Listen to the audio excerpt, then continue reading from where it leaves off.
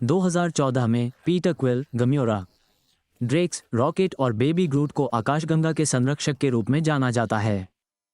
Sovereign race के नेता इशाह ने गार्डियन को एबेलिस्क,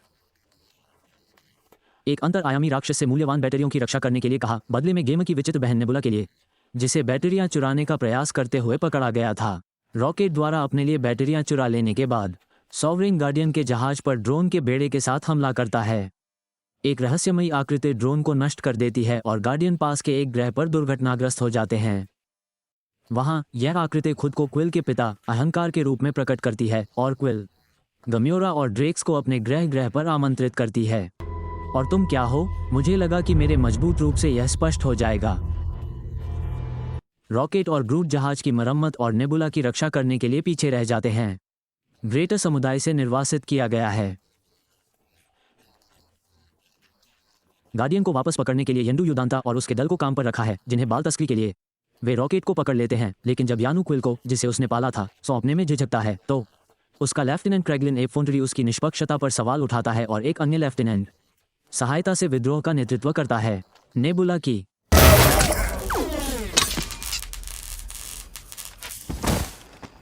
टेसरफेस रॉकेट और यान्डू को लैडर जहाज पर बंदी बना लेता है और उसके वफादारों को मार डालता है। उसका मानना है कि वह गम्योरा को ढूंढकर मार देगा, जिसे वह अपने दत्तक पिता थानोस द्वारा उस पर किए गए अत्याचार के लिए दोषी ठहराती। लैडर ने कभी भी विद्रोह शुरू करने का इरादा नहीं किया था। रॉकेट और यान्डू को मुक्त का उपयोग करते हुए समूह भागते समय जहाज और उसके चालक दल को नष्ट कर देते हैं। क्रेगलिन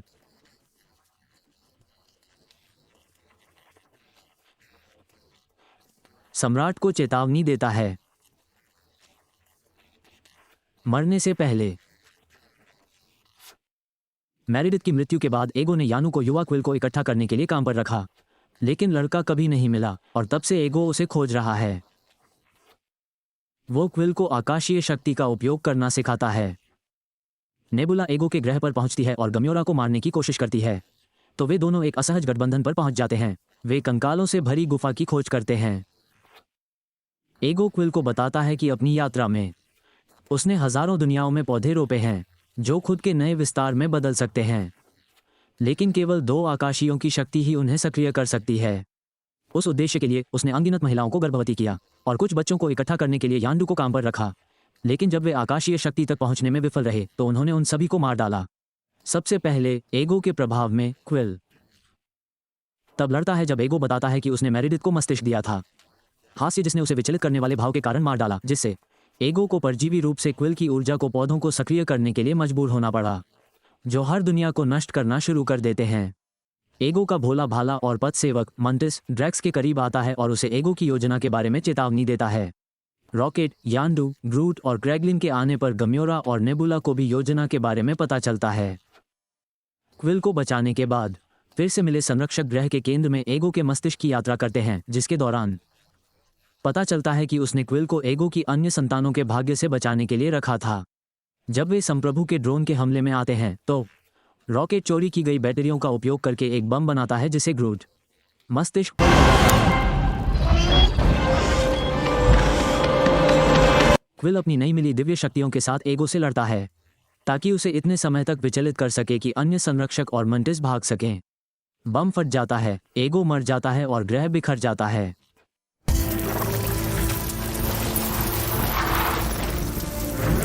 एगो की मृत्यु के तुरंत बाद क्विल अपनी दिव्य शक्तियों को खो देता है। यान्डू क्विल को बचाने के लिए खुद को बलिदान कर देता है और अंतरिक्ष के शून्य में मर जाता है।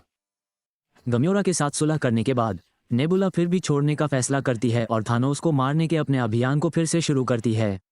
संरक्षक यान्डू के लिए एक अंतिम संस्कार करते हैं जिसमें क्रेगलिन और दर्जनों रेवेजर शामिल होते हैं।